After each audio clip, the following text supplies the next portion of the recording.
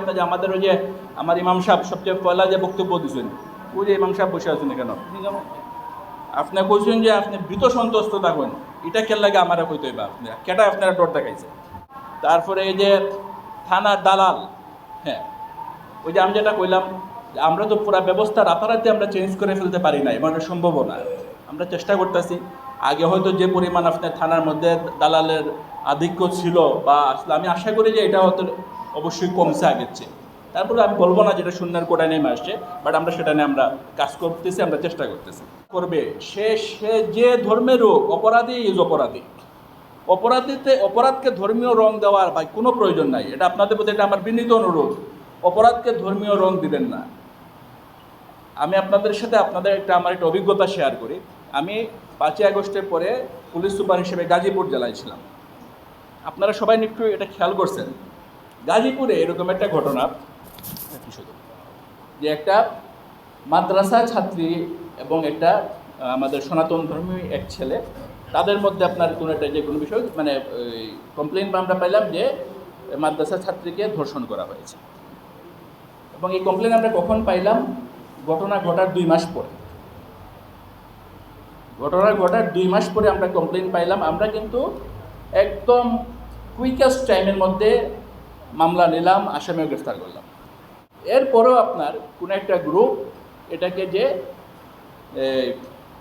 এটা ধর্মীয় রং দিয়ে এটা ধর্মীয় উন্মাদনা সৃষ্টির চেষ্টা করলো। তারা বললো যে পুলিশ তো কি বলে এতদিন পরে কেন মামলা না? আরে ভাই, আমার কাছে তো আমি তো জানি আমার কাছে তো মামলা দিতে আসেই নাই কেউ, কারণ তারা ইন দ্য মিন টাইম এটাকে মিনিমাইজ করার চেষ্টা করছে। তো এই যে একটা জিনিস, বাট আমাদের তখন কি করণীয় ছিল? আমার করণীয় ছিল মামলা নেওয়া, আসামি অ্যারেস্ট করা, তারপরে রিপোর্ট দিয়ে বিচারের সম্মুখীন করা। এর বাইরে কি আমার কোনো কাজ আছে? সেম।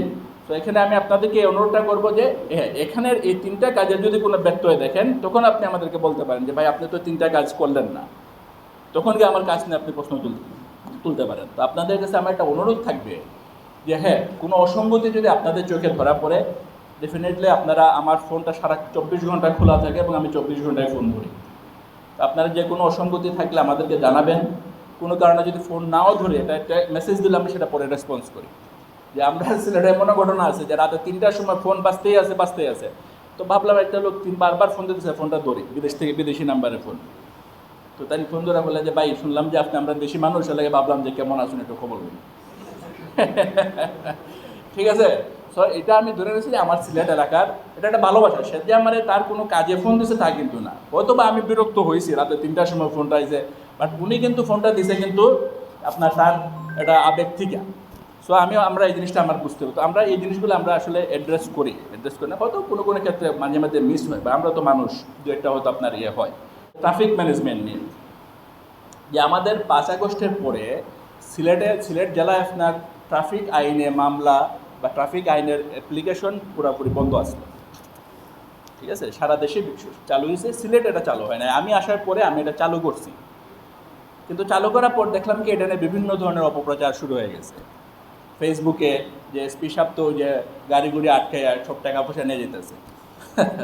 তো ভাই আল্লাহর কাছে এটা একটা আপনাদের, আল্লাহ আমার এমন অসহায় বানায় নাই যে আমার আপনার এই খাত থেকে আমার টাকা নিয়ে আমার জীবন ধারণ করতে হবে। আল্লাহ আমার একটু অসহায় বানায় নাই, এর জন্য আল্লাহর কাছে শুক্রিয়া। আপনারা এই নিশ্চয়তা দিতে পারি যে এই ধরনের কোনো ধরনের অপপ্রচারে আপনারা কান দিবা না ভাই, প্লিজ। বিভিন্ন ধরনের অপপ্রচার এখানে আছে। যেমন আমি এখানে আসার পরে আমাকে একাধিকবার বিভিন্ন ধরনের আপনারা নিশ্চয়ই দেখছেন যে এটা সেটা, বাট সব মানে এসব আপনাদের বিচারের দিলাম আপনাদেরকে।